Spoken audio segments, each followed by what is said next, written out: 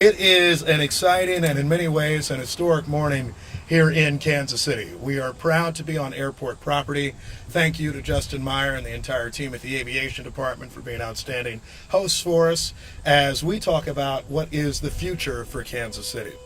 I've been proud over the last, I guess now 8 years of service in this city, to see a city that's committed to sustainability.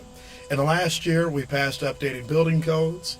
In the past year, we've worked with our businesses to make sure that we can invest in renewable energies. We're purchasing electric vehicles in more situations, and we're looking to reduce our carbon footprint by 2030. But a key part of that is making sure that we continue to be the most creative and dynamic local government in the country. And the way that we can do that is by working with local businesses like Evergy and so many others to ensure that we are leading on renewable energy investments, not just for Kansas City, not just for Missouri and Kansas, but for our entire country.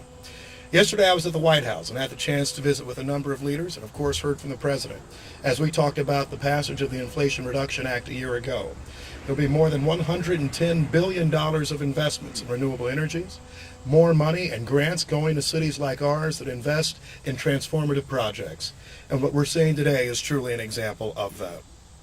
Today we're announcing next steps for Kansas City's proposed 3,000-acre solar array project. It will help us fight climate change and push us closer to our efforts to reach carbon neutrality by 2030. The project will be the largest solar array in the nation, producing up to 500 megawatts of electricity to power up to 70,000 homes when it's complete. In its earliest phases, we'll look to power, of course, some of the city-owned facilities that you have nearby, the Kansas City International Airport being the best of examples. And I'm also proud to announce that today, during our council meeting, I'll be introducing legislation that directs our city manager to enter negotiations with a group by the name of the 816 Consortium. By the way, happy belated 816 Day, which was yesterday for those who didn't have a chance to celebrate.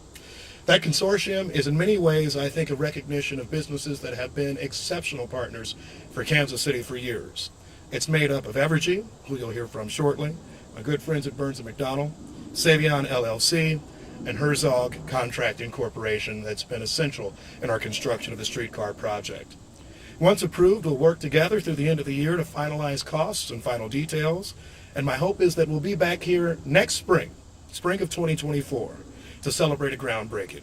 And then by 2026, we'll be sharing solar energy from this array to KCI and other city-owned facilities, and ultimately, depending on what we can negotiate with my friends at Evergy, hopefully as far as we can possible even after that. We're not only in Kansas City finding innovative ways like this one to fight climate change and to support resiliency, we're also helping keep energy costs low for families in Kansas City and our region. I could not be prouder of our city, led, of course, by our city council, proud of our mayor's office and others who have done important work not just on this issue, but so many other sustainability efforts. Someone else who has played a central role in this was somebody that would make sense. We hired him. He came from a city that was about the size of KCI Airport's territory itself, if not a little smaller, in Jersey City, New Jersey. And he came here and he saw the land and the opportunity and said, I see great potential to make sure that we can be a sustainability leader in our country. That is our city manager, Brian Platt, who has been key in this project, and I'm proud to introduce him now. Brian? Thank you, Mayor. Thank you, everyone. Just want to thank the entire team that's been a part of this. The aviation team in particular, Jade, Melissa, Mike Waller, who's carried a lot of the water for this project, Justin, of course, and Pat Klein, our previous director, Andy Savastino, from our sustainability group as well. This has been something we've been talking about for more than 2 years, and it's an exciting moment. We're taking a big step here to be moving forward with one of the largest solar arrays in the United States. This project will have 3 phases in a sense. This first phase will be 30 megawatts, up to 30 megawatts, which will be the first amount of energy that we produce. Moving forward, there's a second phase of about 1,800 acres that gets us to almost 250 megawatts. And with runway to get to the up to 500 megawatts. And by the way, yes, it was a flying pun, and I was told that the airplane puns wouldn't fly, but I think that's 2 now, and it's going great so far. So, but it's an exciting moment for us because we think about energy redundancy and resiliency. We need local energy production here. We need to make sure that we've got extra energy sources in the area when things like blackouts and brownouts can affect the power grid from Texas all the way up here.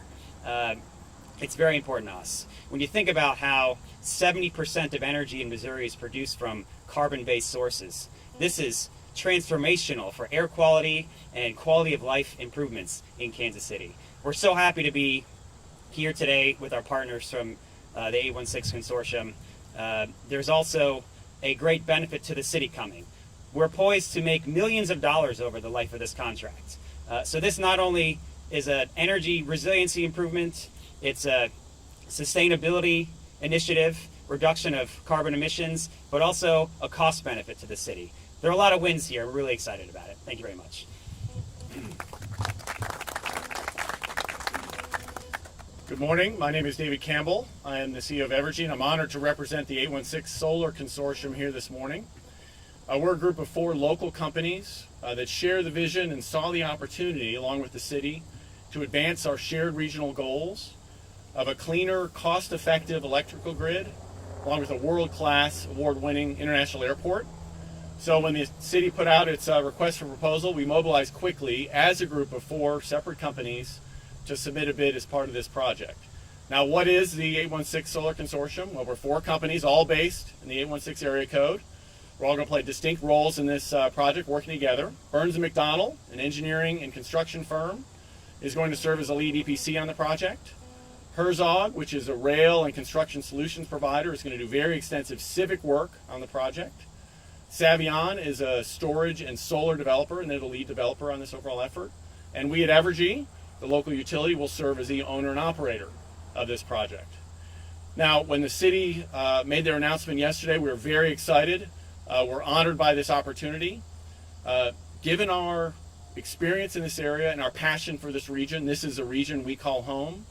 We can't wait to build some state-of-the-art solar panels on this land. The first phase alone will have about 70,000 of these panels, and it'll only expand from there. So we can't wait to get started. We look forward to takeoff, and we're honored to be here. Thank you.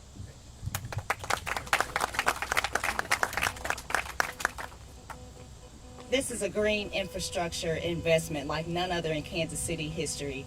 And I'm so excited to be standing here with my colleagues, with the mayor's office as well. And I want to thank all of those involved in this investment so far. We are one step closer to being the leader in the nation.